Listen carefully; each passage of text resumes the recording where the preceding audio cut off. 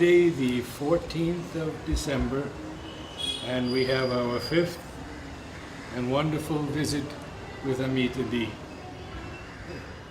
I hope I'll be able to satisfy all the demands and all the expectations. No demands. But we were talking about music a moment ago. Yes. And I was telling you about Dali and Vasanti. Yes. And you recall something.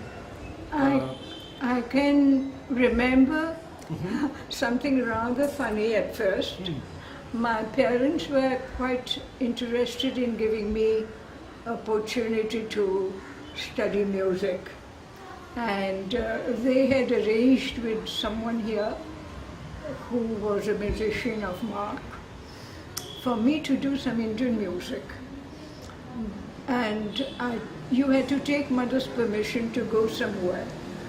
So I told mother, my parents or my father wants to prepare my voice for him. So mother had a good laugh and told my mother, she said, prepare my voice.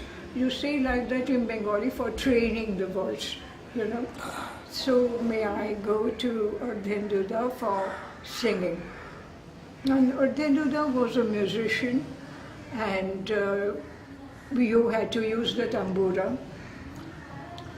And he started with naturally the scale, and very soon he would go on singing, and he would take the, you know, all the trills and the how do you call it? Scale sequence of notes. And then he would look at me, I would sit quietly, absolutely dumb. He said, go, come on, sing. And I just couldn't manage. Then afterwards I tried my best. And then he said, now you're ready to tune the tambura. So there's the tambura for you, you tune it. I was frightened, so I took and I started turning. And I turned so hard that the wires split. How old were you then? 11, 12 maybe. And so he said, it doesn't matter, it always happens like that. So he fit another one. And I learned somehow to tune the tambura and to play it and sing along with him.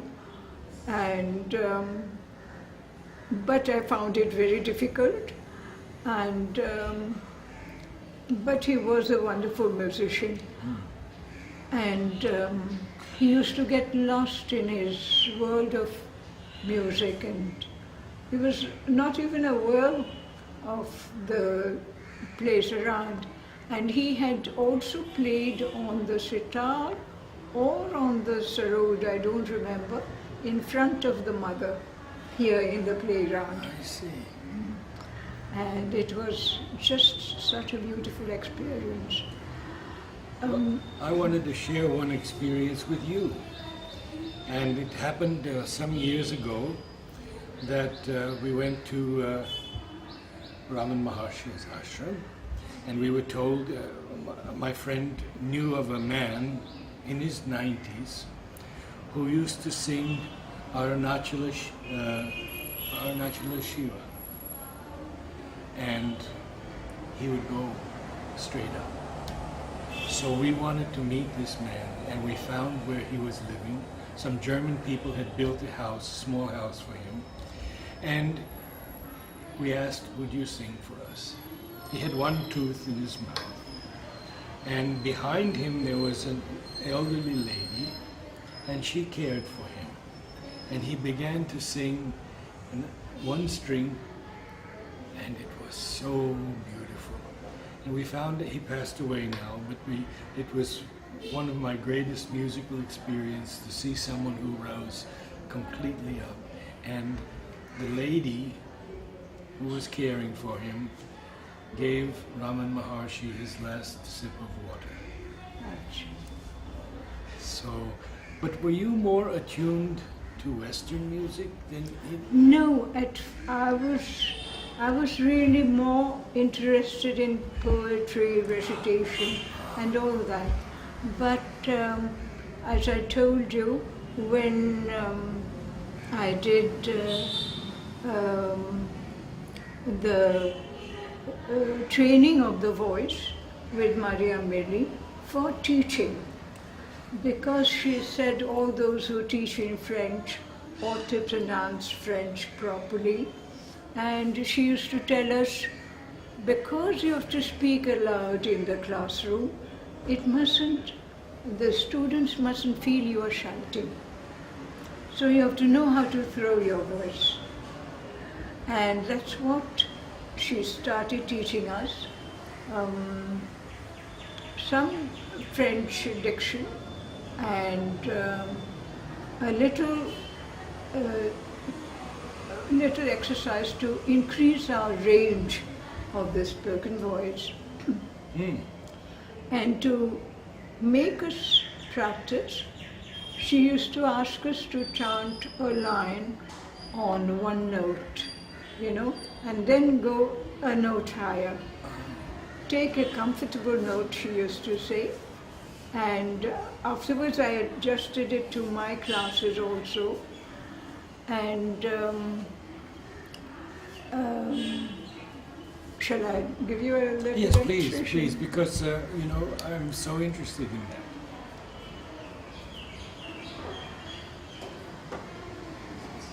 See, I take the line, space is himself and time is only he. Then she would make us say on a comfortable note, space is himself and time is only he. And she would ask us to stress on the humming notes, the M's and so space is himself and time is only he. And then we would do it on another note. Space is himself and time is only he. And then take space is himself and time is only he. So this was the training we had from her for voice throw. And diaphragm? Diaphragm, use of diaphragm and use of the full Rib cage. rib cage. Yeah. And but what was the first songs you learned? that I told you. Yeah. I went all wrong the first day. There were too many people. She gave, we had an Italian sequence of exercises, first with all the notes. I don't, manca sollecita più bella tu, un cor che s'agiti con lieve fiato.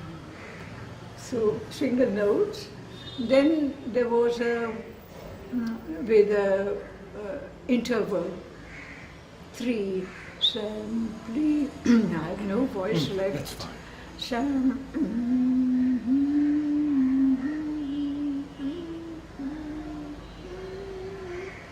I'll do it softly. Simply certo porto che non vive su Dio. Then the next one is the one which she had chosen for me with 4 things.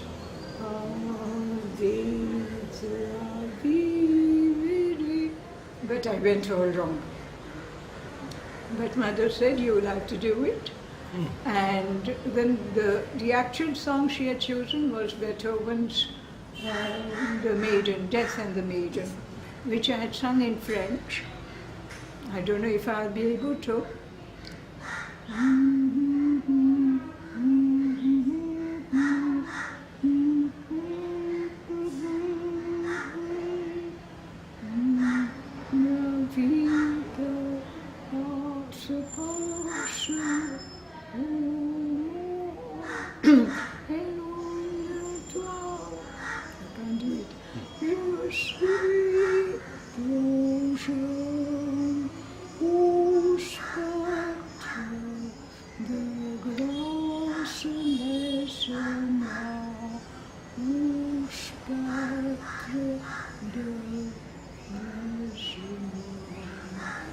Then the answer of death.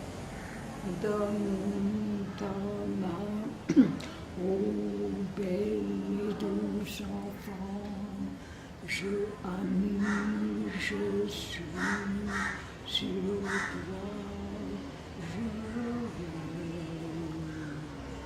je sois sans effroi, je t'aime enfant.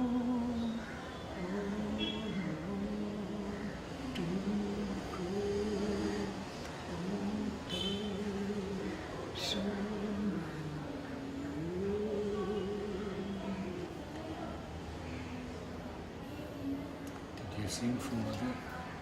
Yes, Mother was present, but I sang all wrong.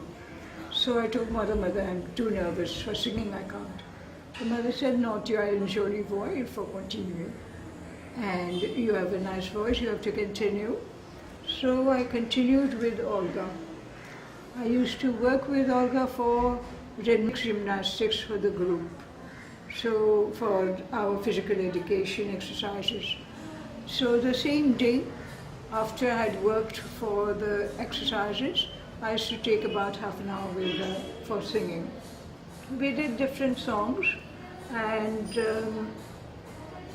we did a few songs, a few lines of Sri Aurobindo set to music by different musicians.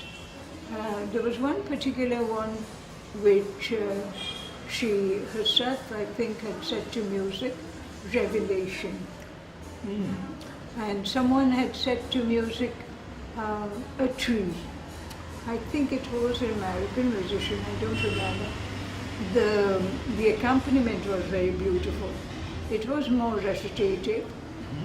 And I think Olga herself had done also the miracles. Snow in June may break from nature, ice through August floods. I don't think I'll be able to sing them. It's okay. I did Rose of God with Olga. It was written, composed by someone in America. And Nalini came. And it was in the little piano room, you know, just right above the post office, on the corner. And Olga played and I sang. Nalini sat down with his cap. When it was finished, he stood up and he said, "Good music," and walked out. That is exactly like Nalini.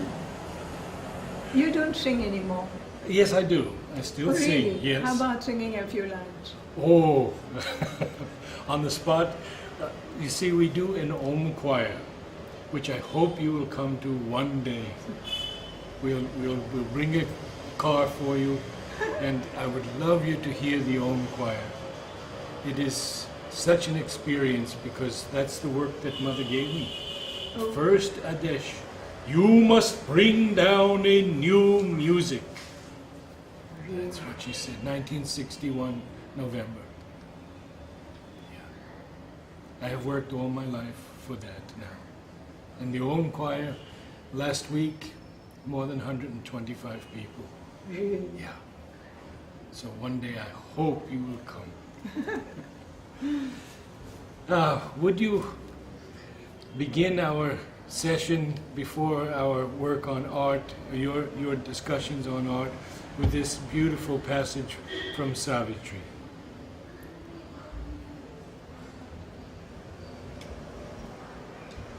The absolute, the perfect, the alone, has called out of the silence his mute force, where she lay in the featureless and formless hush, guarding from time by her immobile sleep the ineffable presence of his solitude. The absolute, the perfect, the alone, has entered with his silence into space. He has fashioned these countless persons of oneself. He has built 1,000,000 figures of his power. He lives in all who lived in his vast alone. Space is himself, and time is only he. The absolute, the perfect, the immune, one who is in us as our secret self. Our mask of imperfection has assumed. He has made this tenement of flesh his own. His image in the human measure cast, that to his divine measure we might rise. Then, in a figure of divinity, the Maker shall recast us and impose a plan of Godhead on the mortal's mold, lifting our finite minds to his infinite, touching the moment with eternity. This transfiguration is earth's due to heaven.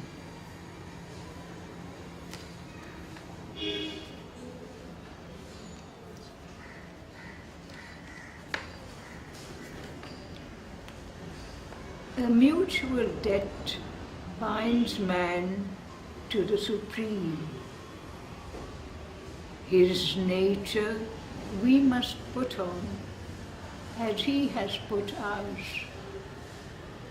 We are the sons of God and must be even as he. His human portion we must grow divine. Our life is a paradox with God for king.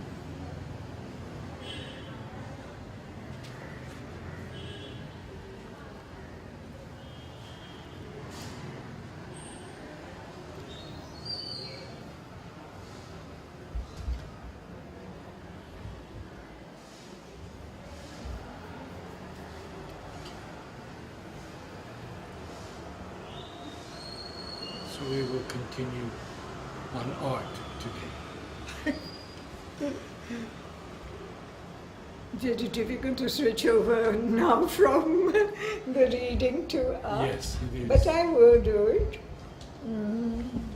I showed you some of the things which Mother had liked. And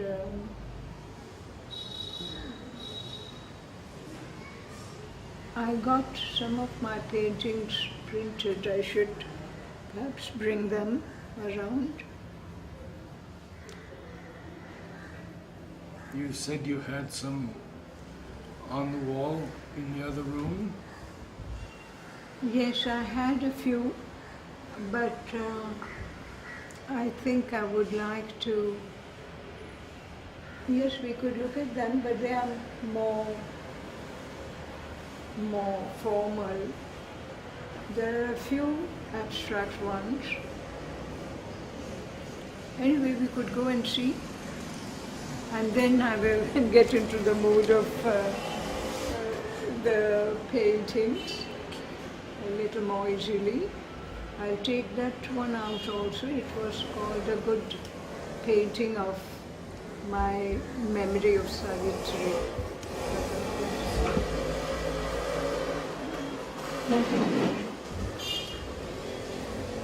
when I offered my paintings to the mother, I used to do mostly flower paintings at first.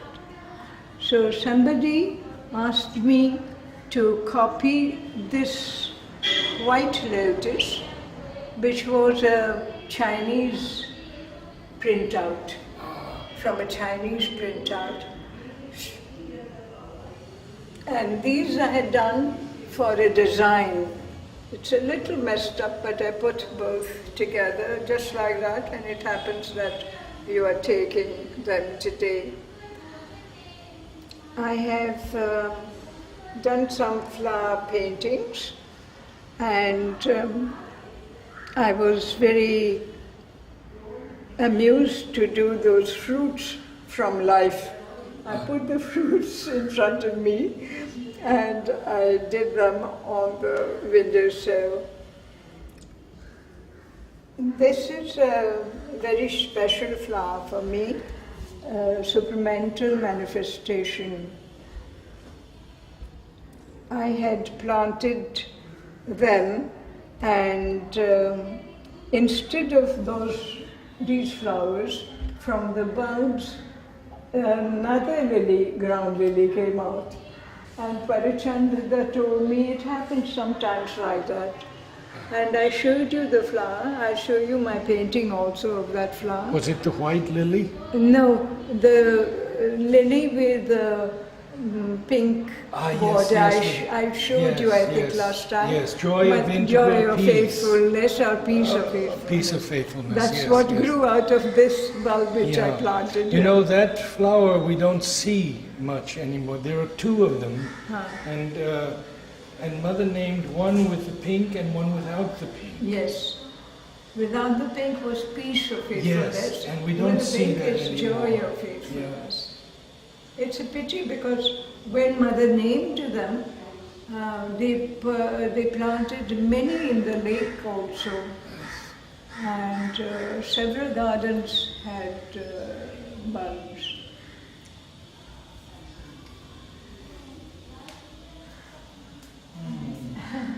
This sketch I had done just like that one day, and it was called Âme de sa poésie, soul of her poetry, because Mother liked my recitation also. But it has got a little damaged. But it's very special. I like it very much.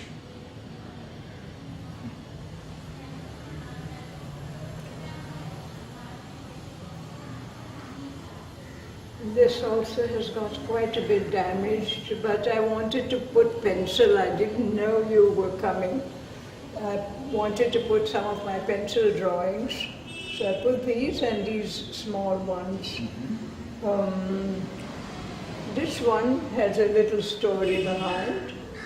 I was at Nainital, and at Nainital I was standing and looking at a place when suddenly this appeared, and a sadhu with certain things. I've done it in color afterwards.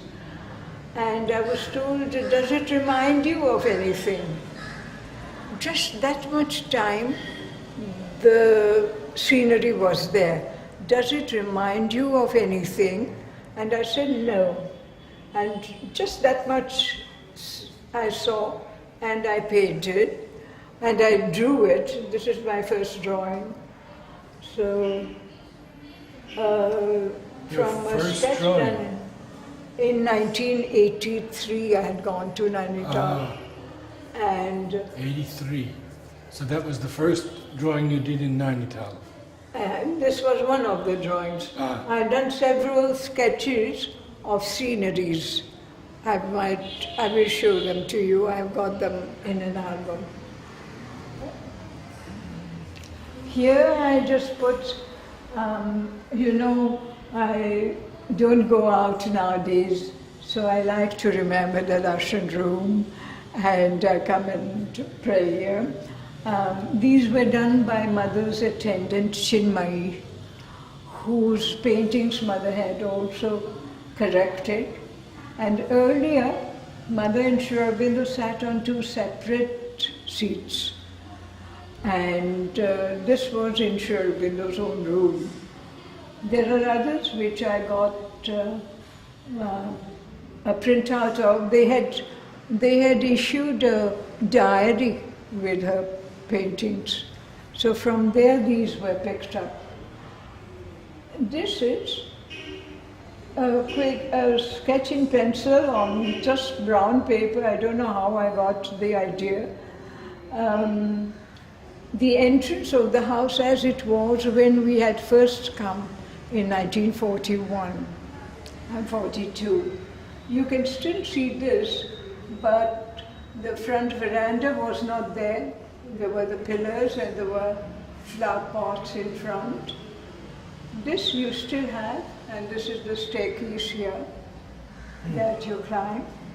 And here they have covered this whole area, making it part of the tailoring department. Earlier you didn't have all that. It was a veranda followed by a closed area. And all the houses at that time in the 40s, this has got eaten up, had this palm leaf. So we can move a little further. That one? That's correct, yes. There is that one, Arvind. That is mostly the style which I picked up afterwards. This was my last large painting, where I was concentrating on the aspiration of the ashram. So, as if I was identifying myself with the people of the ashram, and this is what came through my hands, and it was as if a reflection of the Sun of Truth in the sea, that was sea of consciousness that you see. Yes, yes. And the rest is like flames of aspiration.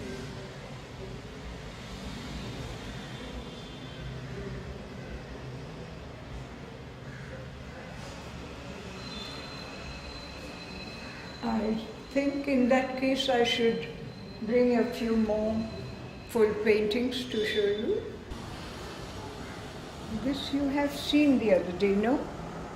This one. This is of Kadarland. I'll bring a few others. This is also an earlier one of the enthusiasm flower. And this is protection.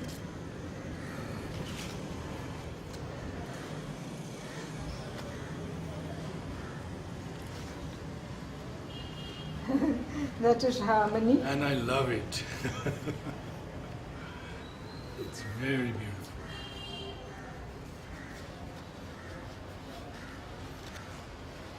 And I did a rose also.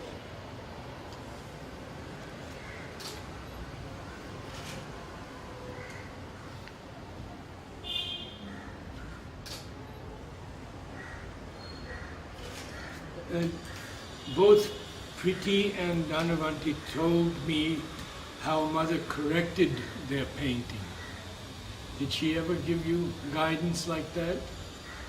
No, she gave me guidance for acting more than for painting. That's next time. That's next time. For painting, she liked my compositions.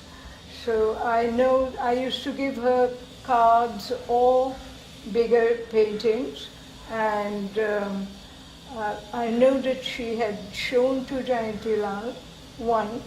I had just given her, offered it to her, and I crossed the corridor to Paritrada's room, and I turned back and I saw that she was showing Jayanti Lal one of my drawings, saying that the composition was very good. So that she had said.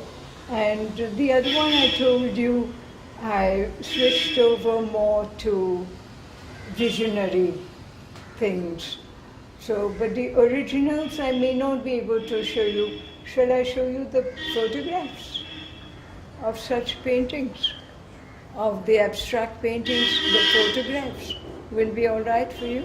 Just now I show you two originals which I have here. This was done on cloth with sketch pen.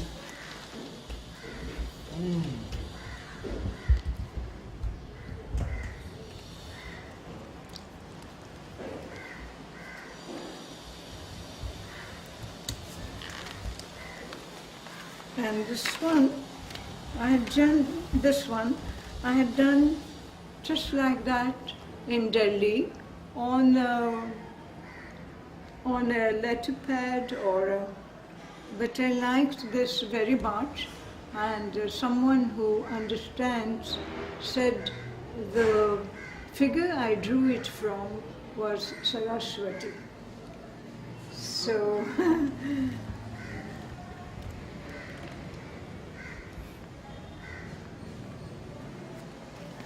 that is the darshan message given by the mother? That is a message mother had given. This one I will read out. This is my writing for this sketch.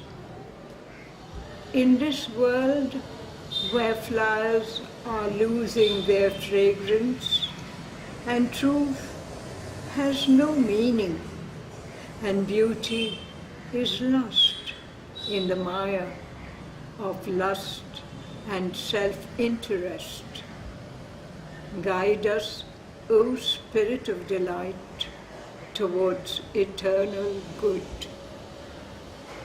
And this was your own. Very beautiful. Oh, this we used to recite all the time. I see. I don't think I will have the voice to do it. Just to give them a moment.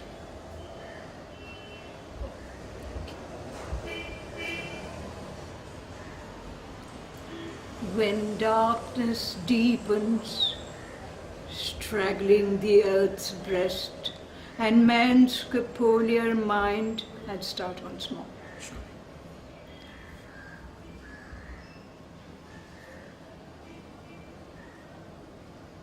When darkness deepens, strangling the earth's breast, and man's corporeal mind is his only lamp,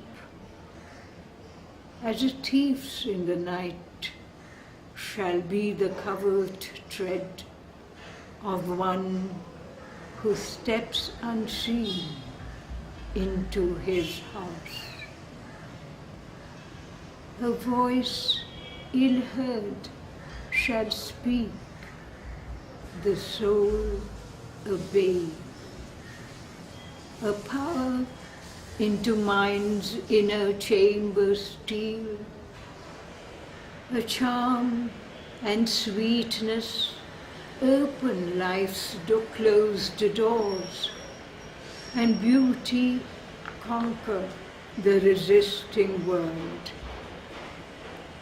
The truth's light capture nature by surprise. A stealth of God compel the heart to bliss, and earth grow unexpectedly divine. In matter shall be lit the Spirit's glow, in body and body kindled the sacred birth.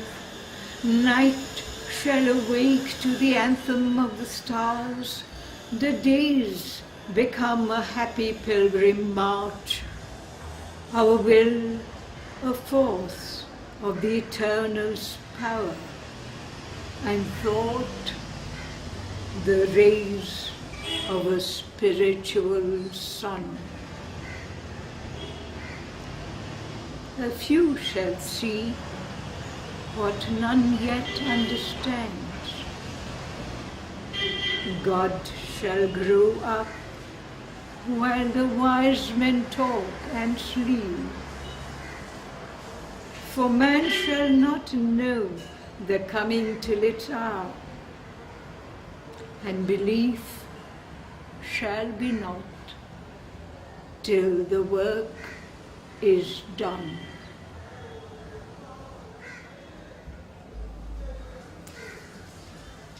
Thank you so much.